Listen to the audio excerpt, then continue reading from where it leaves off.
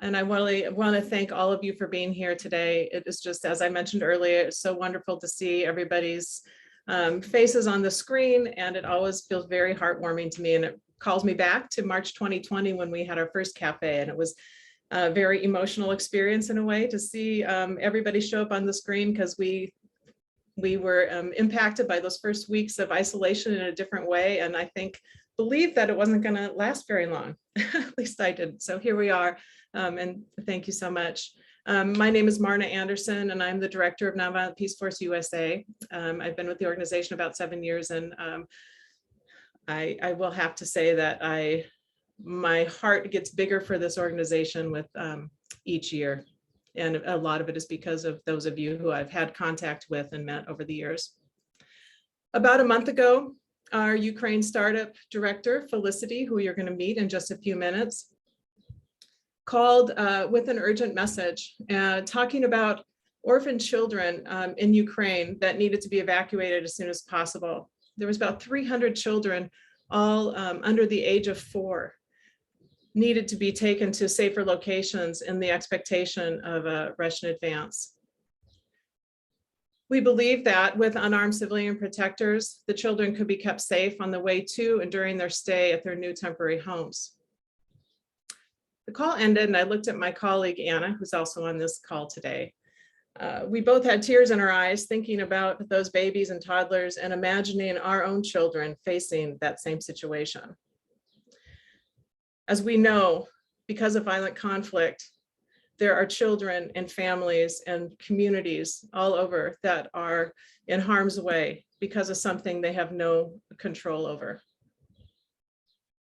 But when we hear those stories, we take action. And Anna and I started to reach out to this powerful community we have with us today for support to make sure we can provide protection when called upon by the people in Ukraine and other countries where we work, where people are facing displacement because of violence. You and I know how effective unarmed civilian protection can be in the midst of war and conflict to protect those threatened by violence, oftentimes children, the elderly, people with disabilities, women. And you're going to hear from Felicity and Tetiana in just a moment as they share what they've seen directly on the ground and what protection we've been able to provide and what we're planning for the future. There are major gaps in international response and dire needs for support as the war drags on. As many of you know and remember, and probably supported, MP was on the ground previously in the Ukraine, conducting a series of trainings alongside a local NGO for people from conflict-affected communities. This was in 2014. These trainings were the first to introduce unarmed civilian protection to Ukraine. At that time, we were unable to secure funding to establish a program, but we are building on that work we started years ago, now in the midst of even more serious violence. I'm going to go ahead and introduce our two presenters, Felicity Gray and Tetiana Gaviuk. Felicity is the acting startup director for MP in Ukraine, and prior to leading MP's assessment there, she served as the advocacy lead for MP in Washington, D.C. Felicity was a team leader for Nonviolent Peace Force in South Sudan, and in addition to her experience as a practitioner, she is an academician and an expert in unarmed civilian protection. I won't make you call her Dr. Gray, but she is a doctor. So Tetiana Gaviuk is a programs specialist at MP serving in Ukraine, her country of origin. She also worked for Nonviolent Peace Force in South Sudan and has experience working in the humanitarian sector in the occupied Palestinian territories, Iraq, Syria, and Mongolia. We are so fortunate to have Tetiana and Felicity, and also Yomi and Christina, who are also on the call. I just want to acknowledge the stellar team that we have in Ukraine doing deep thinking, strategy, and relationship building. And so I'm just thrilled that you'll have the opportunity to, or we'll all have the opportunity to hear from them. So just to get us started, I have a couple of questions for Felicity and Tetiana. We're going to leave about 15 minutes at the end for you to ask questions before we conclude our time together. As those questions come up, feel free to put them in the chat. And Gilda and Anna and Claire, others, members of our staff will be looking through those and which ones we are not able to address in the session that we'll leave time for at the end. So I'm going to go ahead and get started, and I'd like Felicity to address the first question. I just really would love, Felicity, if you could just start out by sharing what you're seeing and hearing in Ukraine from people on the ground and how it's informing MP's programming. Thank you so much, Mana, and thank you to everyone for coming and for your interest in the program. Myself and Tetiana, Christina and Yomi, our team in Ukraine, just really appreciate all of the different kinds of support that you've given. So thank you for coming and your interest. Yes, we arrived on the ground in the last week of March. We conducted an assessment all over Ukraine on what the protection needs of civilians were and what risks they were facing. A couple of weeks later, we were able to travel to Kharkiv, which is an area in the northeast of Ukraine, and Chuguyev, which we hadn't been able to access before. So we were really pleased to be able to move into some of those areas. And then also to Mykolaiv in the south. The team have recently been there doing another kind of deep dive into what the civilian protection needs are there. And one of the things that came out of our initial weeks on the ground is just how powerful the local response to this violence has been.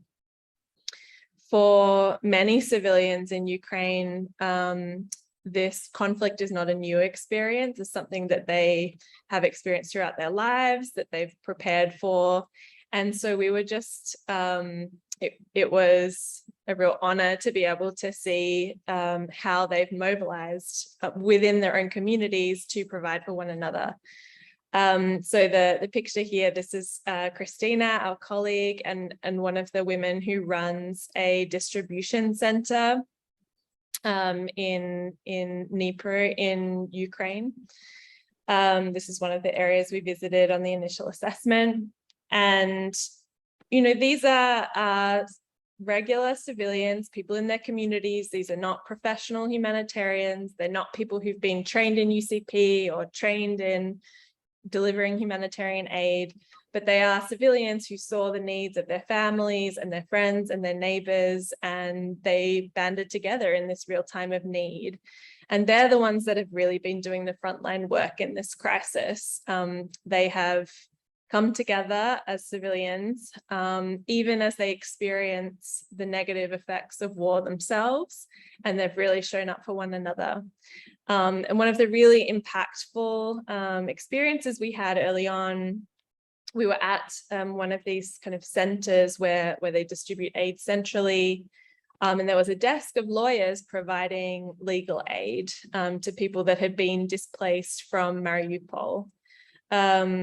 And the lawyers that were on that desk had themselves just fled Mariupol and Donetsk just days prior. So these are people who, you know, have really experienced a lot of loss in their life very recently, and they're turning straight around and providing what their expertise and assistance that they can to those who are still being displaced. So if there's one thing I really want to emphasize, it's just the impressive nature of that local response, as we see in all of the different contexts that we work in. And really for our programming, it's about understanding how we can be a value add to those pre-existing efforts. So that's where we've really put our focus, building relationships with local actors who are doing this frontline work, responding to their requests for assistance. They are sharing with us what they need. And we're really excited to now, kind of 3 months down the line, be in a position where we're in the midst of setting up a permanent field presence in Ukraine. And that's in large part thanks to NP supporters. So we're so grateful to be able to share, and it's really strengthening at the moment. Thank you, Felicity. And Tetiana, would you be able to give a few examples of situations that you've observed where civilians are in need of protection, and how how's MP showing up now, and what do you also imagine for the future? Sure. Thank you very much, Maria, for the question, and hello, everyone. Felicity and I went to several locations together. So one of the places that she already mentioned was Kharkiv, and we went to Kharkiv is quite insecure area, and because of very close proximity to Russian border, it's been shelled frequently, and so quite a lot of civilian infrastructure has been damaged since February, and a lot of people fled since the invasion began in February, but many remain in the city and surrounding areas, and they either choose to stay or they could not evacuate, and so they're facing quite significant risk. And we wanted to go there and meet with people and understand what kind of protection they need, what we as an organization can do to help. You can see this is a elderly couple that we met in Kharkiv city. It's Tetiana and Konstantin.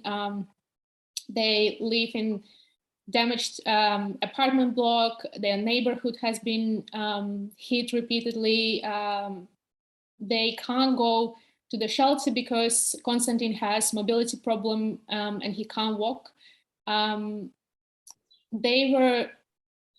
were the only couple stayed in the whole apartment block. The rest either evacuated or they were drawn to the apartment basement.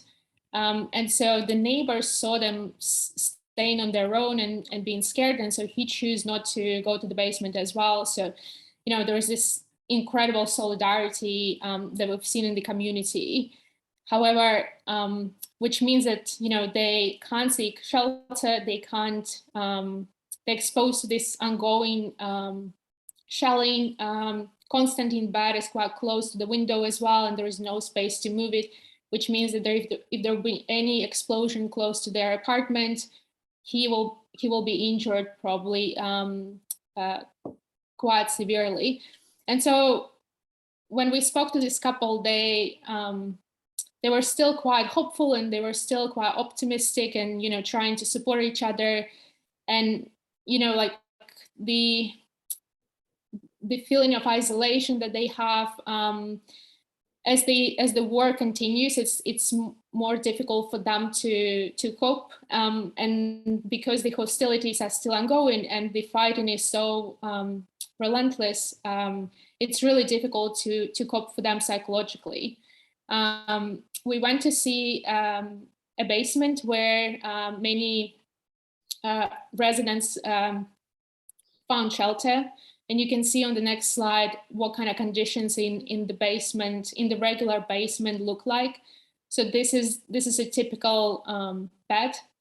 People just put a wooden piece of wood and a blanket on the pipes and sleep like that. And so it's not the conditions that people spend time in, for a few hours. It's been days and sometimes weeks. And in a place like Kharkiv, where the bombing didn't stop for months now, people stay in the basement for a very long time. And so it's very difficult. It's psychologically very draining as well. It's quite scary, to be honest, because you still hear the bombing while you're in the basement. And also there is usually no light. It's really hard to get any rest. You can't really sleep there.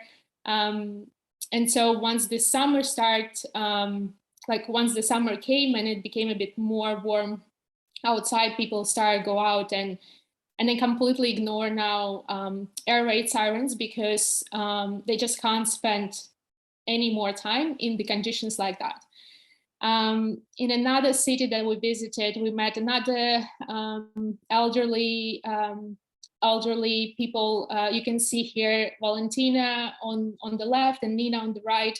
They share a room in the bomb shelter in Chuguyev. It's smaller city, quite close to the front line, and the shelling there has been even more intense than in Kharkiv as well. So since the war escalated in February, they came to this bomb shelter on the first day, and Valentina didn't leave bomb shelter. In May when we visited her, she didn't leave the bomb shelter even once. Nina went outside several times to do washing and to get some items from her home. She was living quite close to this bomb shelter. But then when she was hanging washing on her balcony, she could hear the rocket flying over her head. And so she tried to find shelter somewhere in her house, stay this time in her house, fearing for her life, and then return next day to the bomb shelter. And she was afraid to leave it again. So you can see the psychological impact of being tormented by this violence, hearing violence all the time, hearing the bombing all the time. And it's quite scary. They worried about their families as well, because usually some of the younger family members, they will go outside to try to find food, or maybe find some humanitarian aid as well, bring water, bring bread. Some of the grandchildren evacuated to other places because they go to the university or school. And so it's also unsafe, and sometimes they have connections, so they're able to communicate, but these two women, they stress all the time and they can't really rest. But then they try to support each other, and in these conditions, it's quite remarkable to see the way they cope with this situation as well. On the next slide, you can see Mykolaiv. We went to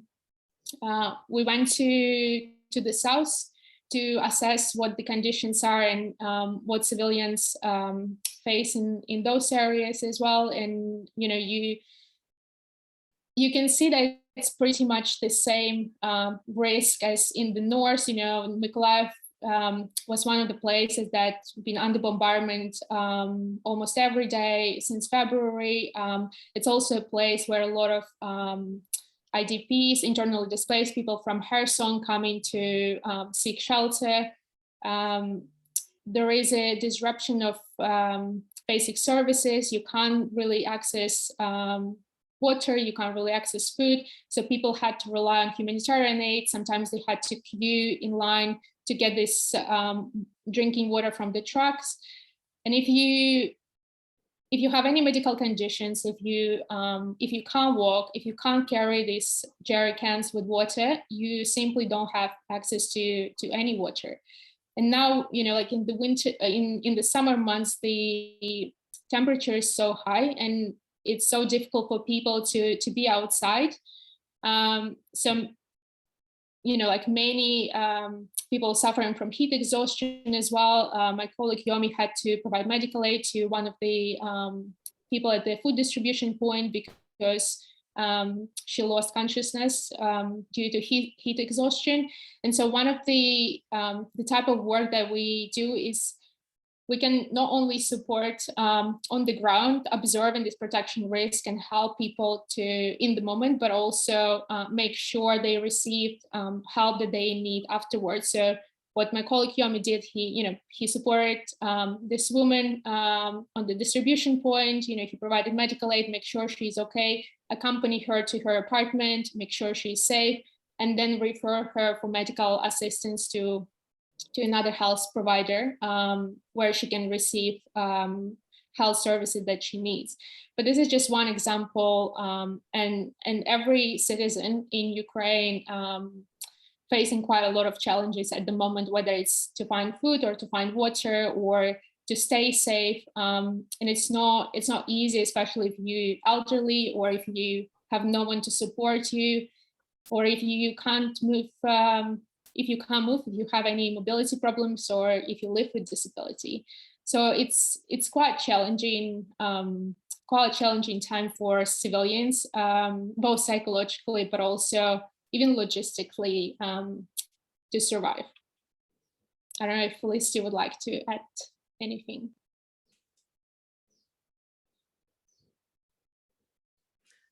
we can move to another question I think is very related, Tetiana, to what you have just talked about. And that is, what do you think international community should be, what can the international community learn from what is happening on the ground, particularly the response from local organizations, and what is NP learning? I don't know, Felicity, if you want to talk a little bit about that. Sure. I mean, if people are interested, Tetiana and Christina and myself had a piece published on DevX that really talks about this issue around the international humanitarian response and how that relates to all of the local work that Tetiana just described and that I mentioned. You know, what we see happening in Ukraine is that, as we know, a lot of money has been raised from this crisis. There are a lot of big international organizations, whether that's the UN or very big NGOs, that have, comparatively, compared to what we're used to in other contexts, a lot more money at their disposal. Unfortunately, what we're seeing is that a lot of that funding is bottlenecking at that international level. And it's not necessarily reaching local NGOs, and it's most definitely not reaching local communities themselves who are mobilizing in these really high-risk areas where NGOs just aren't willing to go. And so you kind of have a lot of resourcing at one end, but not much action, and very little resourcing at the other end, where all of the frontline action is occurring.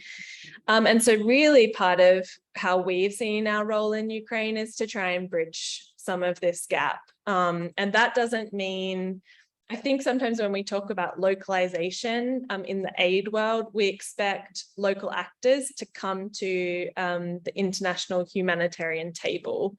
Really what we want to see is the international protection architecture pivoting to look at what's in place in Ukraine already, to see what that action looks like, to talk directly with people about what their needs are in terms of mobilizing a protection response, and to be able to be flexible in how we support that.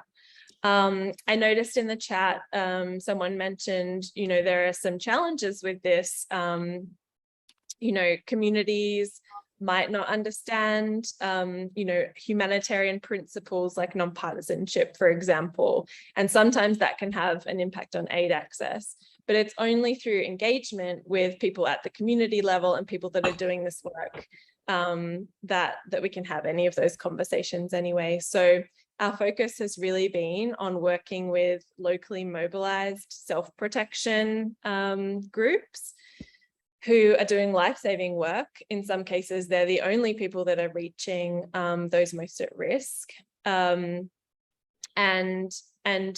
responding to their requests that they've made to Nonviolent Peace Force for assistance.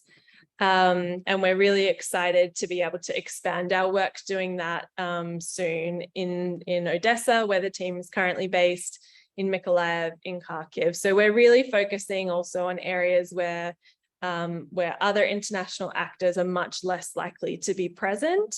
And so, you know, this is also an act of solidarity with civilians that are really struggling right now.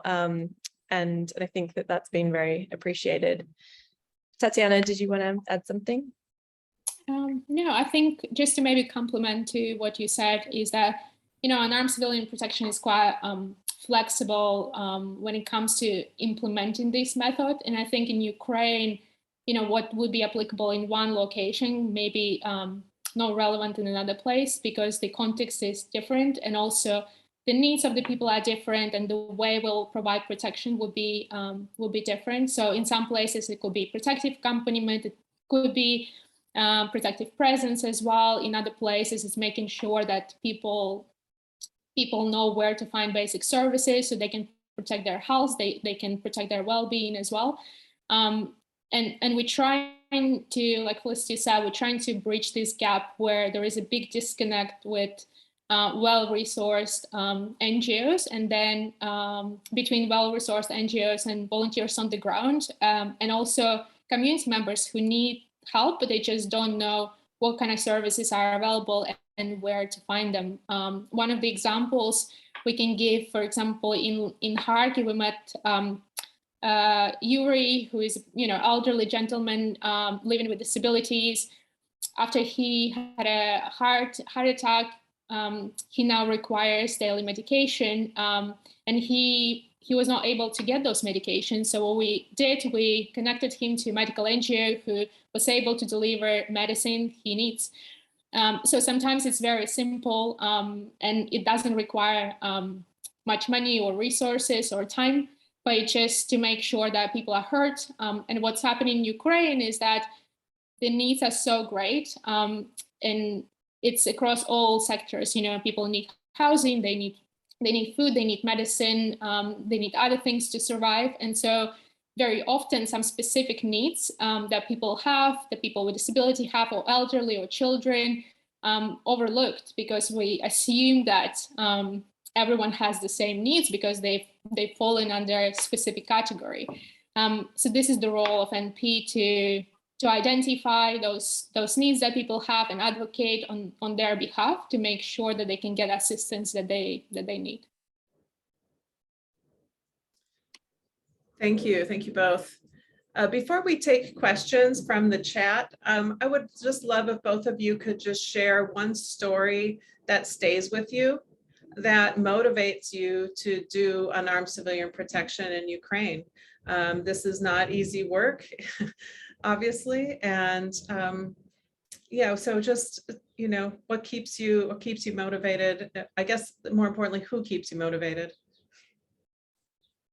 I mean, I have to say our team keeps me motivated. I don't know that I could do this work without our NP team on the ground in Ukraine, and also our NP family. I mean, the fact we have a lot of colleagues that Tetiana and I previously worked with in South Sudan here on the call today, and I think that really speaks to just what an act of solidarity unarmed civilian protection is, and how grounded it is in our relationships with one another. And I guess my example from Ukraine is something similar in that very early on, in the first couple of days we were in Western Ukraine at the time, Christina and I met a woman, Lubov, who's involved with a local women's NGO in Lviv. And they are part of a women's network. There are women all over Ukraine who have been doing different kinds of community work for many years, really not focused on conflict necessarily, but in their communities. And within a matter of weeks, they had mobilized together and basically created a chain of protection that enabled them to move mostly women and children from the east of Ukraine, where most of the fighting was occurring, and kind of connect these dots so that people could safely move from the east of the country to the west. These are, women who didn't necessarily know each other before, but because that need was there, they were really able to work together and to safely evacuate women from danger. At its core, for me, that is really what unarmed civilian protection is. It's about local communities doing protection work themselves. The role that NP can play in a place like Ukraine is really about strengthening and standing in solidarity with that existing work that's already happening.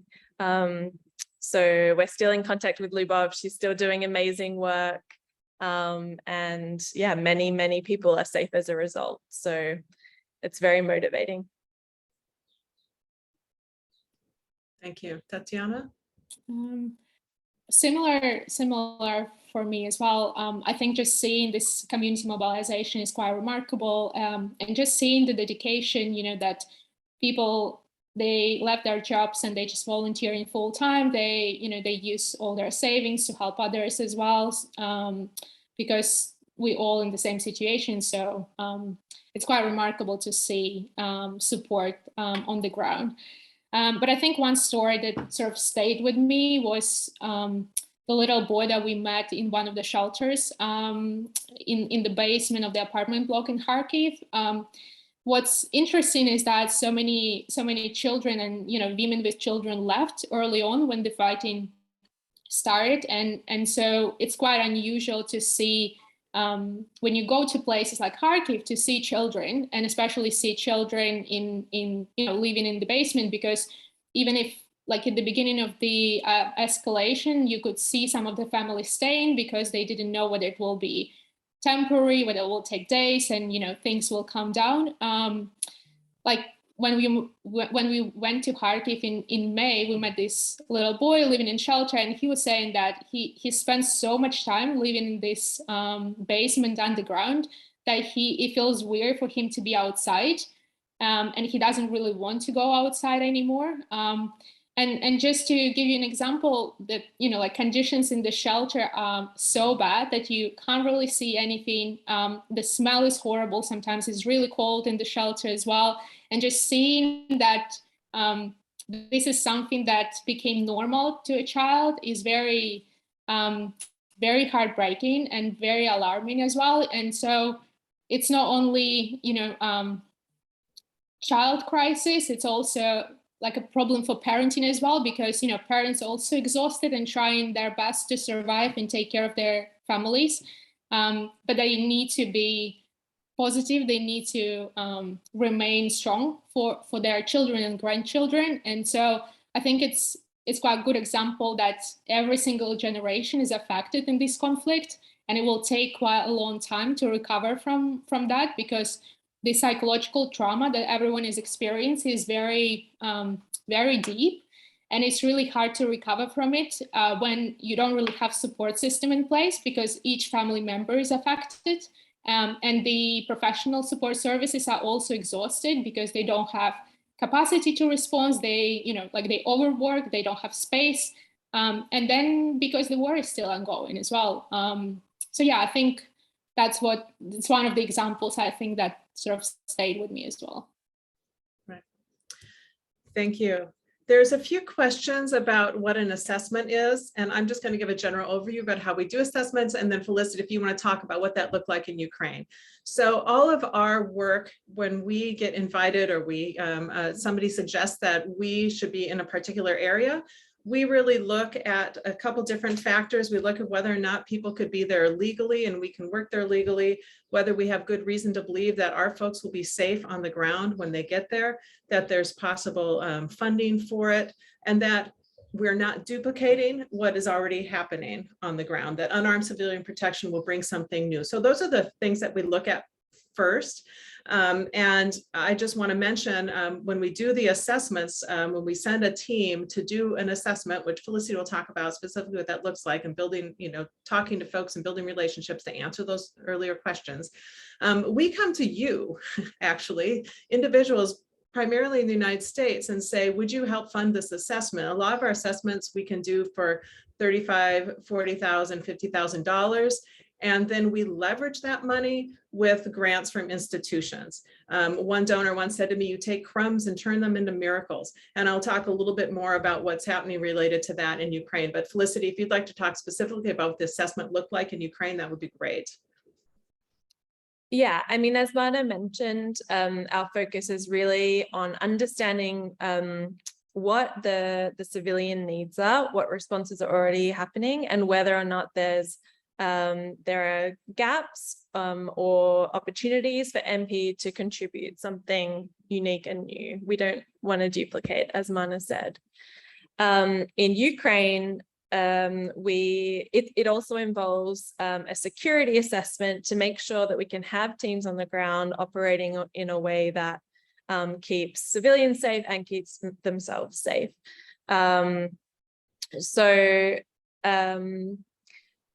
In terms of the assessment that we did initially, we tried to gain an overview of Ukraine. Someone said to me, we are all in Ukraine, but we're all living a very different war. So if you're in Lviv, your experience of this conflict is going to be very different to the experience that you have in somewhere like Kharkiv, is very different to the experience that you will have in Odessa. And so we really needed to understand some of that in quite a granular way, to understand where NP's presence would be most beneficial, to understand where the biggest needs are. And I think the real main difference in the way that Nonviolent Peace Force approaches our assessments is that we prioritize speaking with civilians themselves. I think a lot of the time when organizations are trying to do these rapid assessments and trying to understand what's going on, they will speak to only authorities or only bigger organizations. But they really don't get to the core of what it is that civilians are experiencing and hear in their own words what it is that would be helpful at that time. So that was really something that we prioritized, making sure that we understood the diversity of experiences that civilians are having and hearing what that was like from civilians themselves.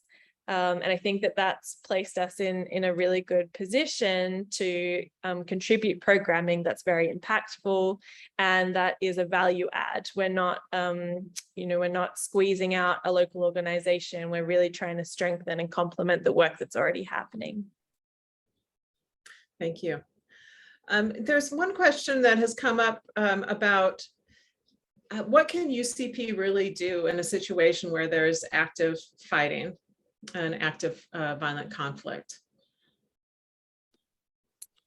I don't know. I think, the way we do UCP in South Sudan, let's say, and the way it's possible to do in Ukraine is quite different. Like probably protective presence. If Felicity and I are somewhere in Ukraine, we're not going to stop aerial bombing. So we need to be, realistic about what's possible.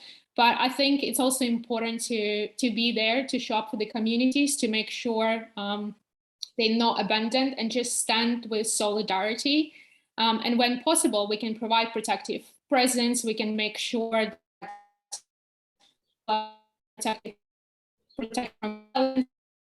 For example,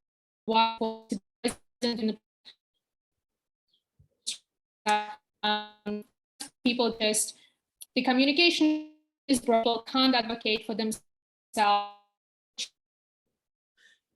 It's to be that third party that observes what's happening on the ground and can intervene and help and protect people. I think that's one of the roles of UCP that we can do in Ukraine. Okay. You broke up a little bit there, but I think that we got the gist. Did you want to add anything, Felicity? And we have another good question. Yeah, I just want to add, and this has come up a few times recently in discussions with people, often, perhaps because of how unarmed civilian protection has developed historically, and I promise I won't get too academic on everyone, but sometimes it's associated with a person from a third party or a foreign country going and doing a direct accompaniment, and that's understood to be unarmed civilian protection. And it is one form of it. But what we, Nonviolent Peace Force, really understand unarmed civilian protection in a holistic way that sees it as strategies that are non-violent, that are civilians themselves protecting other civilians using non-violent strategies and unarmed strategies. And so much of that is happening in Ukraine. There is so much protection happening at that level. Early warning, early response mechanisms that make sure we can move people out of targeted areas is one good example. That's also a form of unarmed civilian protection. So I think it's a great opportunity for us to remind ourselves about the unarmed civilian protection ecosystem that we exist in. It's not just Nonviolent Peace Force, it's not just one particular strategy. It's really this very kind of community-based, relationship-built work that is happening in all different ways in all kinds of different places. And so in that sense, it might not look like traditional, third-party deterrence, but we don't want to confine our understanding of unarmed civilian protection to that kind of work alone. Great. One of you had mentioned the principle of nonpartisanship and the importance of that to humanitarian sector. It's obviously an important principle for nonviolent peace force. Could you talk about what nonpartisanship looks like in the situation in Ukraine? I can jump in, Tetiana, and then maybe if you want to add. I think for nonviolent peace force, nonpartisanship has always been that we don't pick a side in the conflict, but we do stand in solidarity with civilians who are experiencing violence. In this context where we have access is also determinative. So we work in Ukraine. It's not possible to work in other areas currently that are occupied, for example. And so that's a practical question on the one hand. It's also that the civilians that are being harmed in this conflict are overwhelmingly in these areas that we're working in Ukraine. So we don't take sides in this conflict, and we stand in solidarity with civilians. Those two things don't cancel each other out. I would also say that sometimes there's a confusion that not taking sides in a conflict means that we don't stand for anything, which is not accurate at all, that we stand firm in human rights and humanitarian law, and that guides our work as well. So I also want to ask a question about, let's see. This one, so I'm looking at about people with minority views, might lend like talking about what we see as post-conflict social cohesion work. I know that in the beginning of the war, all the messaging we were getting in the United States was about how everybody was kind of joined together in Ukraine against the common enemy. And as we know, that those sorts of kind of that really black and white portrayal of a conflict starts to break down. So what do you see as the post-conflict kind of social cohesion work that's going to need to be done when this active conflict ends? I think it's not going to be post-conflict. I think this work already needs to be done now. You know, you've got quite a large number of people from the East and, you know, other areas being displaced to the West. And East is majority, you know, like Russian speaking population. And so move to the West, which is primarily Ukrainian speaking, is a quite a big adjustment for both communities. You know, it's you know, different traditions, and you know, it's different lifestyle as well. So I think that's quite a big change. And so, you know, it's one aspect of the social cohesion work. You know, you've got a lot of communities where life is already difficult now, hosting huge amount of internally displaced people. And so the resources are already limited, and it puts so much pressure on communities and also on the government to make sure the communities are of internally displaced people are well integrated to host communities, and there is no conflict. And it's not easy work, you know. And then you also got conflict on the household level, because now so many families have to host additional, you know, number of family members, and so they're sharing very small space. And you've also got quite a lot of conflicts because several generations have to live in the same household. You know, they also have very different views on, you know, like how to go about life, and it's also not easy. And I think the issue that we will face in the future as well is that, you know, at the beginning of the escalation, everyone was very welcoming to refugees and to people displaced to stay in their housing, to, you know, they can support with everything that they can. But now, as it's been almost 6 months, you know, people also don't have resources to continue support. They also struggling to survive because, you know, everyone in the country is affected economically and otherwise. So there will be a lot of work done. There needs to be a lot of work done in the future, but also now, to make sure that there is no conflict between host communities and internally displaced people, and make sure there is a smooth integration of people who want to stay in these host communities to, like social and professional life as well. Great. I think one person had asked about, biggest differences you noticed across the regions with regards to protection needs, and are there any needs that seem really consistent across all regions? And when I read this, at first I thought they were asking about not just like the regions in Ukraine, but what, consistent needs that we see across different countries. And that might be interesting to talk about as well when there's violent conflict.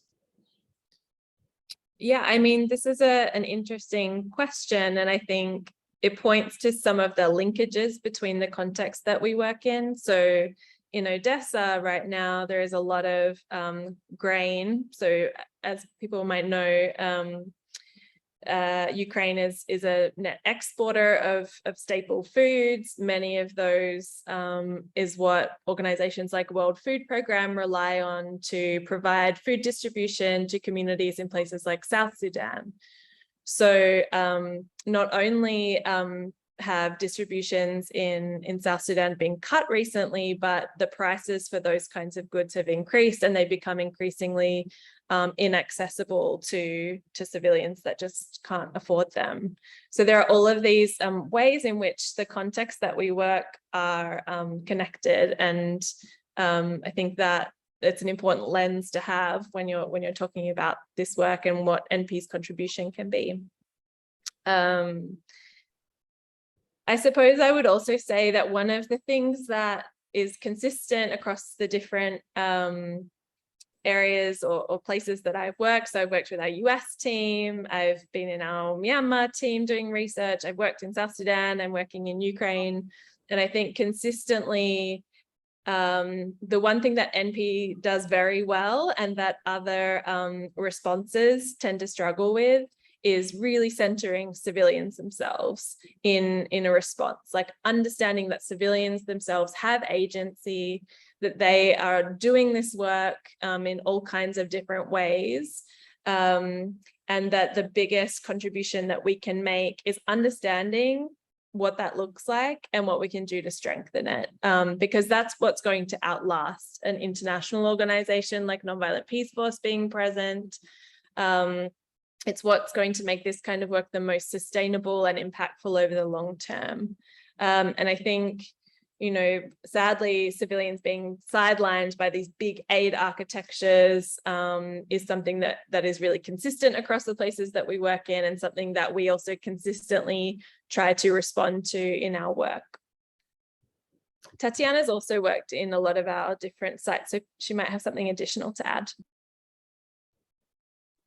No, I think it's pretty much, like Ukraine is not unique when it comes to like protection concerns comparing to other crises as well. Now, once you get like displacement and community on the move, you've got a lot of protection concerns like risk of abuse or trafficking or sexual violence and so on. And because also the conflict is ongoing, it's so intense that very often people have little notice before they flee, so they can't really take anything with them. They usually don't have money, or they don't have any resources, and they're particularly vulnerable to any exploitation on the way.